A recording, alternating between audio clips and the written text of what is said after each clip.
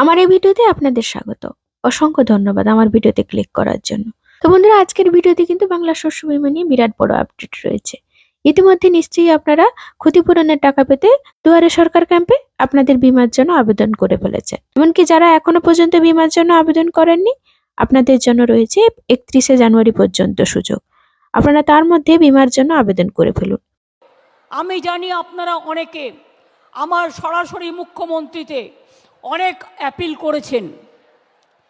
Just wait করুন, আমি review করছি, এগুলো আমি রিভিউ করছি, হয়ে গেলে নতুন বছরে আপনারা পেয়ে যাবেন, যারা আপনারা মুখ্যমন্ত্রীকে সরাসরি আবেদন করেছিলেন।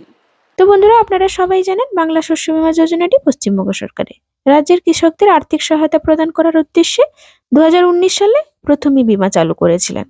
প্রাকৃতিক দুর্যোগের কারণে কৃষকদের বিপুল ক্ষতির হাত থেকে বাঁচাতে রাজ্য সরকার এই উদ্যোগ গ্রহণ করেছিল। আপনারা জানেন যে পশ্চিমবঙ্গ হলো একটি কৃষি প্রধান রাজ্য, যেখানে কিন্তু মোট 72 লক্ষ কৃষক পরিবার বাস করে, যা হলো রাজ্যের মোট জনসংখ্যার প্রায় 70%।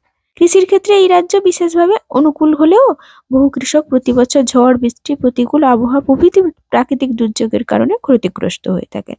তাই রাজ্য সরকার কৃষকদের জন্য সম্পূর্ণ বিনামূল্যে একটি বীমা প্রদানের ব্যবস্থা করেছে, যেখানে ফসল রোপণ থেকে শুরু করে ফসল কাটার পরবর্তী সময় পর্যন্ত কৃষকদের বীমা কভারেজ দেওয়া হয়।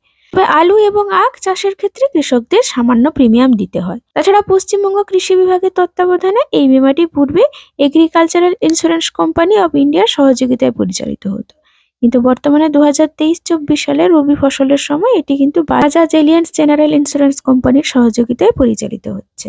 অনেকেরই সাধারণভাবে এই প্রশ্ন আসে যে কৃষক বন্ধু প্রকল্প বা কিষাণ সম্মান নিধি প্রকল্প করা থাকলে কি বাংলা শস্য বীমা করা যাবে না? অবশ্যই করা যাবে, তবে এই বীমার ক্ষেত্রে প্রতি বছর দুবার হলো আবেদন করার সময়। খারিফ ফসলের ক্ষেত্রে আবেদনের সময় হলো জুলাই থেকে আগস্ট এবং রবি ফসলের ক্ষেত্রে হচ্ছে ডিসেম্বর থেকে মার্চ। আপনাদের মধ্যে যারা কিন্তু কমেন্টসে জিজ্ঞেস করেছিলেন যে আপনারা কি শস্য বীমা প্রকল্পের টাকাটি পেতে দুবার আবেদন করবেন, হ্যাঁ বন্ধুরা, আপনাদেরকে কিন্তু ধানের ক্ষেত্রে যদি আপনি খরিফ মৌসুমের সময় আপনি বীমাটি করিয়ে রেখেছেন, তাহলে আর রবি মৌসুমের জন্য করতে হবে না। সেই জন্য কিন্তু আপনাদের বীমাটিকে করে রাখতে হবে। তবে যদি আপনি আলু বা শাকসবজির জন্য বীমাটি করতে চাইছেন ক্ষতিপূরণের টাকাটি পেতে, খরিফ মৌসুমের টাকা পেতে আপনাকে খরিফ মৌসুমের জন্য বীমাটি আজ জন্য আবেদন করতে হবে, এবং রবি মৌসুমের জন্য আপনাকে রবি মৌসুমের আবেদনটি অর্থাৎ বীমাটি করতে হবে।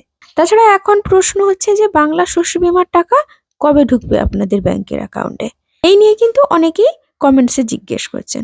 তো বন্ধুরা, চলতি বছরে পুজোর সময় শস্য বীমা প্রকল্পে 2,46,000 কৃষকের প্রিমিয়াম বাবদ 197 কোটি টাকা রাজ্য প্রদান করেছে। 2019 সালে প্রকল্পের শুরু থেকে চলতি বছরে 2023 পর্যন্ত 85 লক্ষ কৃষককে প্রায় 2,400 কোটি টাকারও বেশি অর্থ প্রদান করা হয়েছে। তবে চলতি 2023 বছরে অসমের বৃষ্টিপাতের ফলে বাঁকুড়া, পুরুলিয়া, বর্ধমান জেলার আলু ও ধান চাষে ব্যাপক ক্ষতি হয়েছে। যেমন শুধু পূর্ব বর্ধমান জেলায় 47,117 হেক্টর জমি ক্ষতিগ্রস্ত হয়েছে।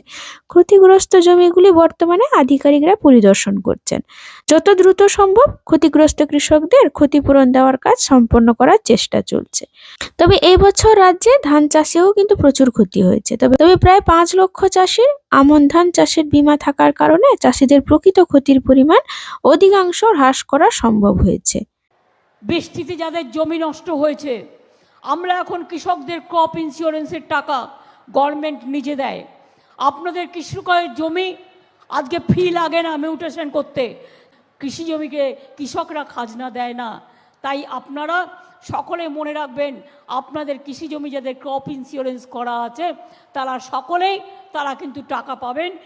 এবং আমরা 1 জানুয়ারি থেকে 15 জানুয়ারির মধ্যে যা অ্যাপ্লিকেশন পাবো, তার যতটা সম্ভব আমরা ম্যাক্সিমাম চেষ্টা করব টু ডিসবার্স দ্য ডিটেলস, মানে আমরা দিয়ে দেওয়ার চেষ্টা করব।